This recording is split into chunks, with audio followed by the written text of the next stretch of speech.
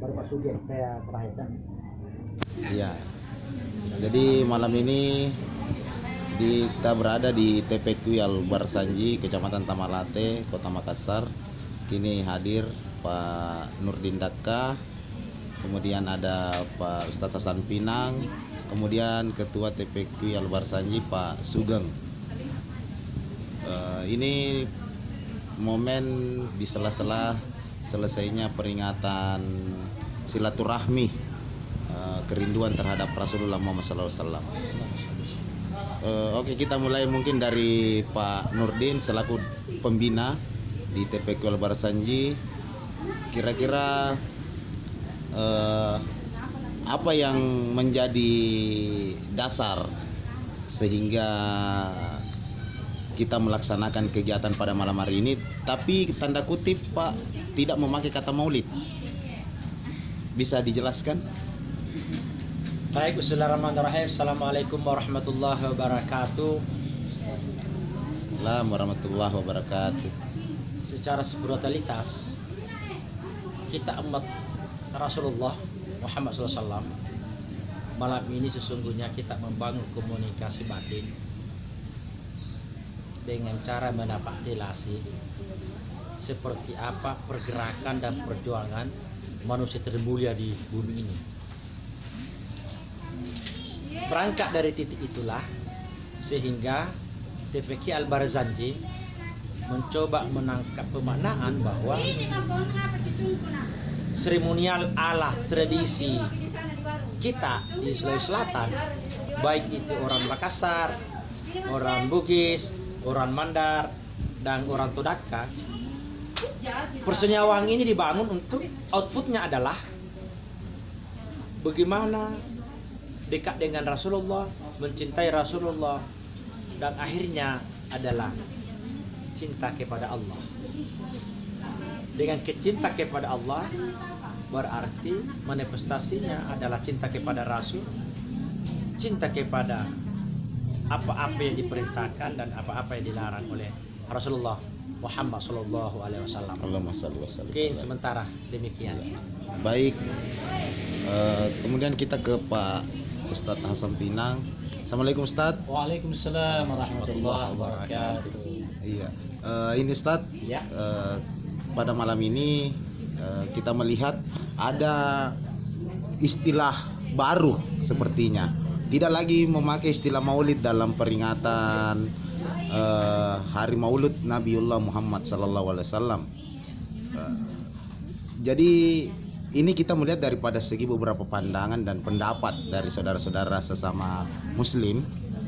Ada juga yang mengatakan ini kegiatan maulid itu bid'ah. Tetapi ada juga yang justru mengatakan bahwa kegiatan ini mempunyai faedah. Menurut Ustadz, tafadhal. Baik. Ada yang menarik. Mudah-mudahan kalau Pak Trinto tadi tidak menyebut maulid, mudah-mudahan tidak alergi ya. Sebab bahasa itu sebenarnya juga tidak salah. Iya. Saya mau sebutkan dalilnya ya. Kebiasaan Rasulullah SAW itu biasa puasa Senin dan Kamis.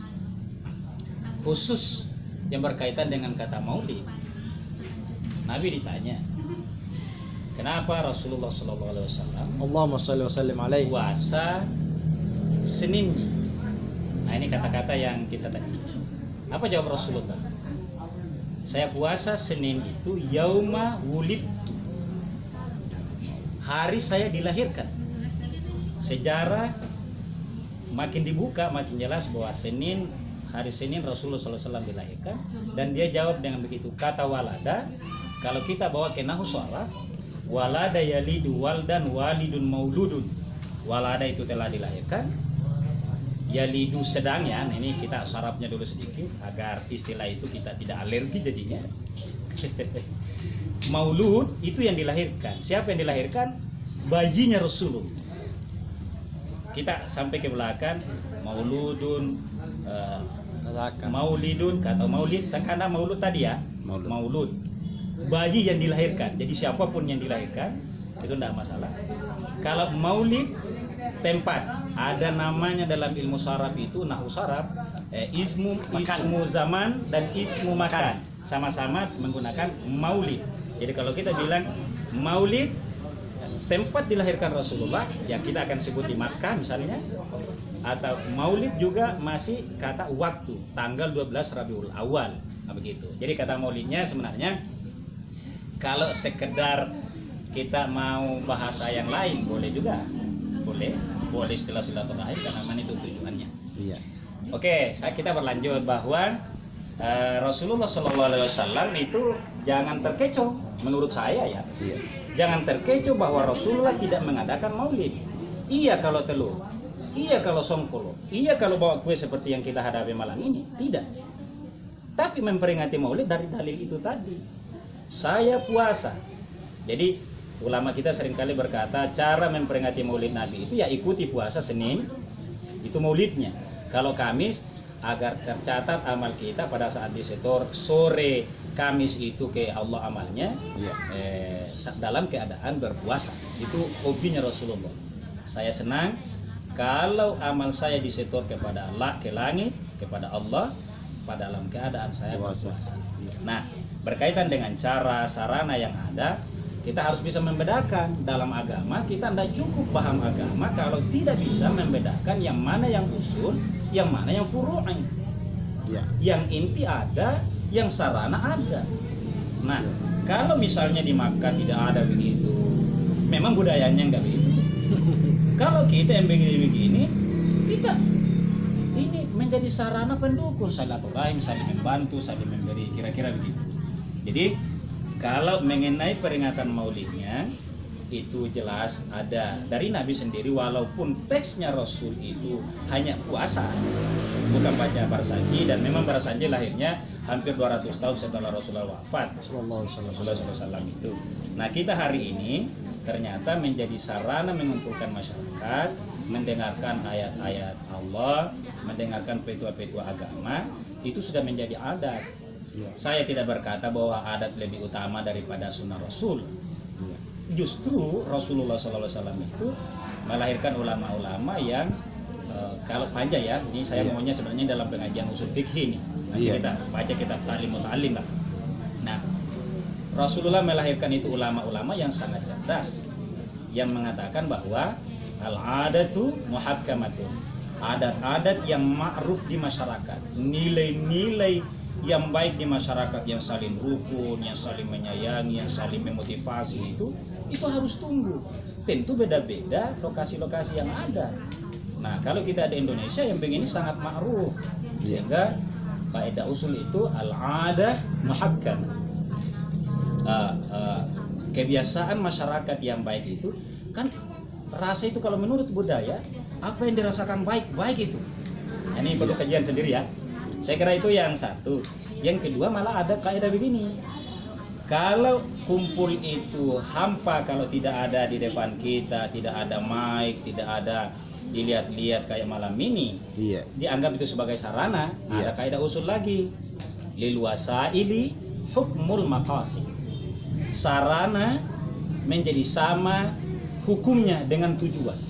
Kalau tujuan mengingat kelahiran Rasulullah, menggali kelahiran Rasulullah untuk meneladaninya dengan baik, maka sarana yang menjadi alat untuk terjadinya pemahaman kelahiran Rasulullah itu menjadi sama.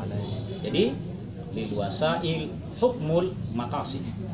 Salah satu tanda kalau kita baru belajar itu seringkali pokoknya saja yang kita mau ambil, lupa sarananya. Itu menyusahkan kehidupan bersama di masyarakat. Lil wasail hukmul maqasid. Sarana yang tadinya hukumnya belum ditentukan, tapi tujuan yang dicapai itu, kalau itu menjadi sarananya, ini hukumnya jadi sama. Lil wasail hukmul maqasid. Sarana menjadi sama tujuan dengan tujuan. Saya kira itu. Makasih banyak Ustaz atas hal yang selama ini menjadi sesuatu hal yang cukup seksi sebenarnya diperbincangkan di tengah masyarakat. Dan tapi mudah-mudahan dengan adanya sedikit yang disampaikan oleh Ustaz Hasan Pinang mampu menjadi jawaban alternatif sesuai dengan tema kita malam ini, menuju Islam yang rahmatan lil alamin, yang rahmat bagi seluruh alam. Kemudian oh iya, Pak Haidar mungkin ada sepatah kata Ya. tentang bagaimana tanggapan terkait kegiatan malam ini, Pak Haidar. Iya. Alhamdulillah sekali. Saya tidak menyangka sekali lahan yang dari tadinya kosong penuh dengan semak belukar. Alhamdulillah sangat bermanfaat. Sekarang sudah jadi tempat yang bermanfaat dan sudah dirasakan oleh warga-warga di sekitar sini. Iya. Ya. Saya juga sangat mengapresiasi program dari pada salah satu pilot project dari program One TPQ, One Entrepreneur. Ini sebuah program yang brilian sekali menurut saya dan merupakan program yang cuci dosa gitu, cuci dosa bagi kalangan-kalangan yang ingin agar sesuatu yang kita lakukan hal-hal yang dengan positif dengan anak-anak dengan adanya begini ya. Ya, jadi saya berharap di adanya bukan cuma di kecamatan ini, tapi saya berharap akan ada di kecamatan-kecamatan lain. Artinya dikembangkan sayapnya ya. Dikembangkan sayapnya dan kalau bisa menjadi sebuah program nasional. Program nasional yang mungkin bisa kita bunyikan ke Bapak Sandiaga Uno. Mudah-mudahan beliau dengar. Iya. One TPQ, One Entrepreneur. Iya. Terus bagaimana dengan rencana yayasan kita sama yang Pak Haidar juga salah satu daripada penggagas yayasan tersebut? Ya, itu akan tersinkron semua, tersinkron dari kegiatan-kegiatan sosial semacam ini yang bersifat keagamaan itu akan tersinkron mulai dari mungkin pengadaan ambulans gratis untuk masyarakat sekaligus termasuk alat-alat mayat istilahnya perlengkapan mayatnya. Iya, perlengkapan jenazah. Itu mudah-mudahan menjadi sebuah istilahnya mimpi yang bisa terwujud di yayasan kita sama atau salah satu dari pilot projectnya ini TPQ Al-Barasanji. Itu saja. Iya, makasih banyak Pak Haidar atas waktunya. Iya. Menarik sekali ini